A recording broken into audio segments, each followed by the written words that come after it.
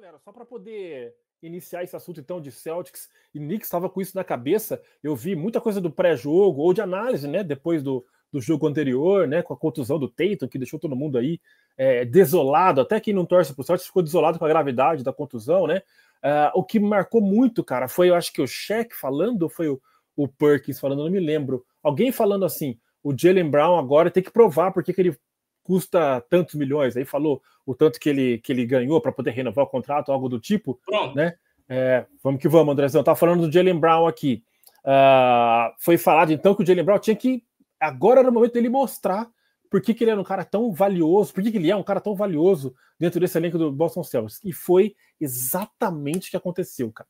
Eu vi ele nos últimos jogos realmente sendo um pouco apático, vamos dizer assim, errando algumas coisas, não via ele se apresentando como tão decisivo, tão importante dentro de quadra, e tanto é que em vários momentos ele chegou a ser questionado se ele não era um grande jogador do Boston Celtics no título que o time conquistou, né? Então faltava esse Jaylen Brown nessa série contra o New York Knicks, e ele apareceu nesse jogo de número 5, até vou puxar os números dele aqui, porque ele realmente foi o cara que liderou, foi para cima, bateu bola, driblou, remessou de 3, fez o jump shot de média distância, que ele adora tanto, e levou esse time do Boston Celtics à vitória, com certeza. Vou falar um pouco mais sobre isso. 12 assistências e 8 rebotes. Praticamente aí o triplo-duplo para ele, né?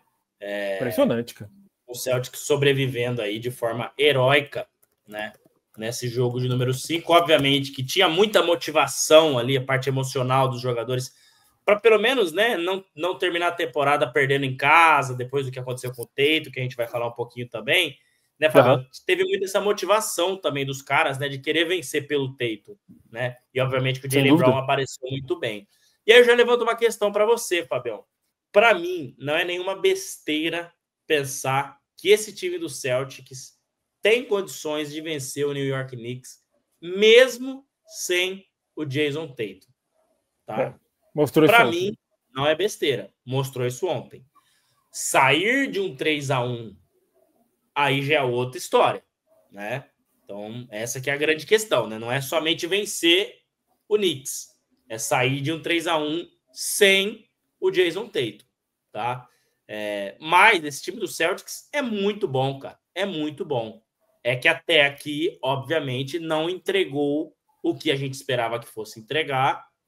E, claro, né, não quero ser injusto aqui, o Knicks fez com que o Celtics não conseguisse entregar, tá? Não é porque simplesmente o Celtics, não quero jogar. Não, o Knicks jogou muito bem. Sim, o Knicks claro. está fazendo um trabalho muito bom. Mas, não sei, cara. Para mim, eu acho que são dois jogadores incríveis. Mas agora a gente pode chavear completamente para o Jaylen Brown ser um franchise player com vários role players muito bons em volta dele. Você acha que faz sentido, Fabião? Ou é besteira falar que dá para vencer sem o Tatum? Não, eu acho que é possível sim, André. Inclusive até um alerta até para o torcedor do Knicks, cara, é o seguinte.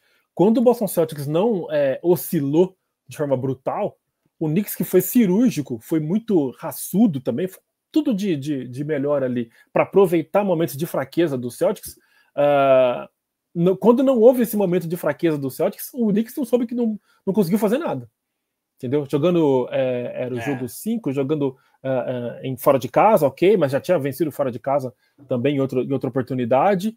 Então, assim, o que dá para deixar tirar um pouco de lição é isso. Quando o Celtics não tirou o pé do acelerador, vamos falar assim de forma bem genérica, o Knicks não aguentou. Sem o Tatum. É isso que corrobora isso que você estava falando da possibilidade desse time realmente vencer um próximo jogo, de repente, e levar para um jogo 7, que seria algo realmente absurdo. Aí tem que ver, realmente, mais uma vez, o Knicks mostrar. Ele conseguiu equilibrar em alguns momentos do jogo, é verdade, mas não foi o suficiente. Então o Knicks tem que ir além do que foi feito no último jogo, que teve os seus momentos, alguns momentos até abriu um pouco de distância ali, uns 5 ou 6 pontos até, mas tem que ser o tempo inteiro, porque se esse Celtics não baixar de ritmo, o Knicks vai sofrer e pode passar uma vergonhinha aí, cara, sem querer falar. Só um detalhe, o Porzingis, por exemplo, entrou como titular, né, depois com a ausência do Tatum, jogou 12 minutos, fez 1 ponto e 1 rebote apenas. Exato, e o Luke Cornet, né, Deu 7 tocos no jogo de ontem, cara. Absurdo. Ele que acabou jogando mais, 26 minutos. Richard jogou demais também, 17 pontos. Então é um elenco muito forte aí que ajuda. O Cornet é um cara mais para ajudar. Agora o Pritchard se sabe que é um cara realmente fera. Jrue Holiday ainda não tá lá essas coisas, mas é um cara também que a gente sempre tem que incensar, levar em consideração. E ele tá dizendo que também acha que o Celtics disparado o melhor time da liga e que mesmo sem o Tatum daria para vencer essa série. Mas o Knicks achou uma forma de limitar o Boston e criou a possibilidade real de eliminar os campeões. Então tem que forçar nessa tática aí.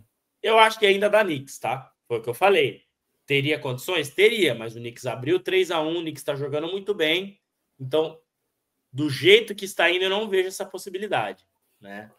Mas o Knicks tem que ficar de olho, porque se ele perde o jogo número 6 em Nova York, aí complica bem a coisa, né? Cara, porque quando o Knicks abriu 2-0, eu lembro do Shaq falando que era crucial que o Knicks já vencesse logo o terceiro jogo para não dar chance do Celtics ressuscitar na série. E eles perderam o jogo 3, mas ganharam o jogo 4, cara. Fizeram então o 3-1. Aí talvez esse raciocínio, eu não vi ninguém falando sobre isso, mas eu vi talvez esse raciocínio possa ser aplicado, pudesse ser aplicado também nesse jogo número 5, de ganhar e matar logo a série para não dar uma sobrevida para o Celtics. Agora, isso aconteceu. A vitória veio, então aquela pressãozinha de tipo, mas vocês não abriram 3-1 na série? Vocês não estão realmente agora, não são um time realmente que para disputar título, chegar pelo menos em final? Então mostra aí que vocês têm essa condição. Então essa pressãozinha pode aumentar de novo para o Knicks aí. Então eu reproduzo esse pensamento do Shaq na época do jogo 3 da série. É necessário, é mais importante que o Knicks, mais importante não, é mais sábio, né, por parte do Knicks matar essa série logo nesse jogo 6, porque se levar pro jogo 7, a coisa pode ficar bem intensa.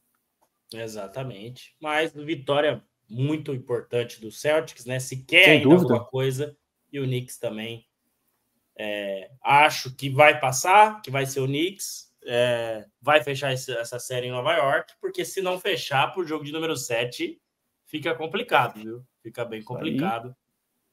E aí a gente vai ter aquele Pacers e Knicks uma final, acho que muito improvável aí, né? Se isso acontecer, se a gente olhar lá pro início da temporada, é uma final bem improvável, né, cara? Acho que o Knicks até era um dos times que eu apostava, mas junto com o Celtics, junto com o Cleveland, junto com o Sixers, olha só, Sixers, cara. Junto com o Sixers.